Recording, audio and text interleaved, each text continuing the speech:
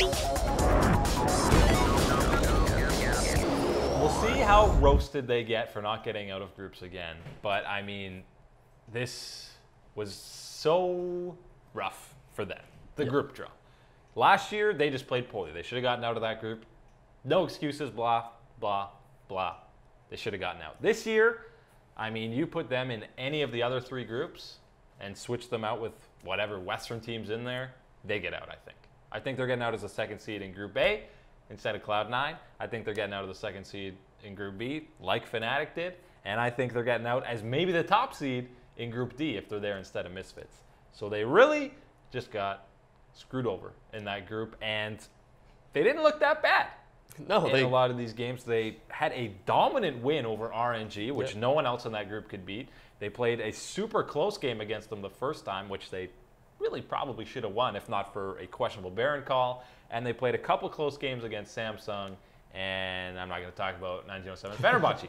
But, I mean, it's tough for them. But they don't deserve to get flamed and roasted and toasted after this. No, they don't. It was a good performance for G2 at Worlds. Again, it wasn't 1-5.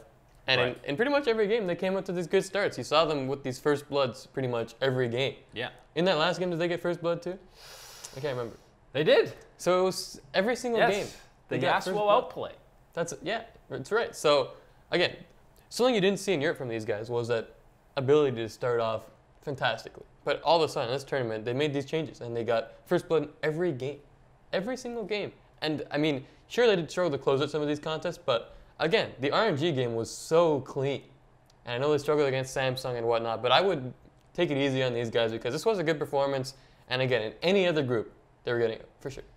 Yeah, and now the big question mark with them is you saw how emotional they were after their last game. And you've got to think it's because this is the last time this roster is playing together. You saw some tweets afterwards from both Perkz and Trick that heavily hinted that they were not going to be together again. It kind of seems like Trick is the guy who's going to, at least Trick is the guy who's going to be not on the team going forward. So heading into what's going to be an absolutely insane offseason, the most insane offseason in League of Legends competitive history, I'm assuming. What is going to happen with G2? I mean, yeah, as you said, it looks like Trick is going to be the guy who's not staying, whatever the reason. I know he had some homesickness issues previously in his career. I don't know if that's part of the case. His contract's probably just expiring, and maybe G2 doesn't want to bring him back on. Or maybe they're really looking at this NA franchising thing, and they're trying to make the switch over, in which case they can't bring all 5 of their players over, which includes Trick, and they're going to have to make some tough choices on which 2 guys they want to bring over to fill those import slots, assuming that that's how this whole franchising situation continues to work for teams that are coming from other regions. Because I know G2 is still in the running for one of those franchise spots. So you saw tears from Perkz, from Sven, and if that's because they're not going to be playing with Trick anymore, or this whole roster might get abolished potentially, then it's definitely unfortunate because they've been champs in Europe for 2 years. Yeah, it's absolutely insane to think that a 4 in a row. Yeah. 4 in a row time EU LCS championship team is going to just run off to NA. If that happens, I mean, the EU LCS is dead. It's dead. I don't know what Ryan's doing with that, but this team's definitely going to be different, which is a shame because they have been that dominant domestically. They had a great performance at MSI, and again, I think they had a pretty solid performance at this Worlds. I mean, that's probably 2 of the top 4 teams, right, at Worlds in Samsung and RNG. Yeah. And you got them both in your group. People didn't know what they're expecting of RNG, but they definitely look like a top team. So it's just the luck of the draw again, and it's sad to see that this team will go.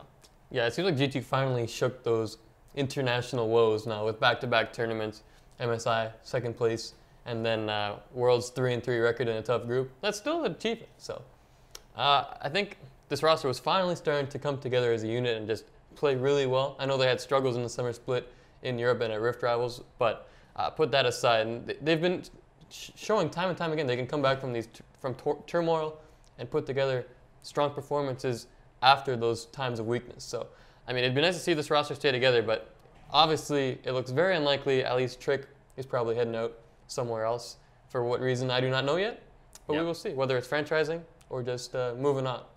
Yeah, we'll see if depending how much they change, if they can be like TSM, where pretty much they can recycle an entire roster minus Bjergsen, and they're still going to be at the top of the NA standings. Really, G2 hasn't gone through many changes in their organization's history. It's basically been that bot lane, who was basically the best bot lane in EU coming over, so that's going to help. And they changed their top laners, bringing in Expect. I mean, that's pretty much it. That's it.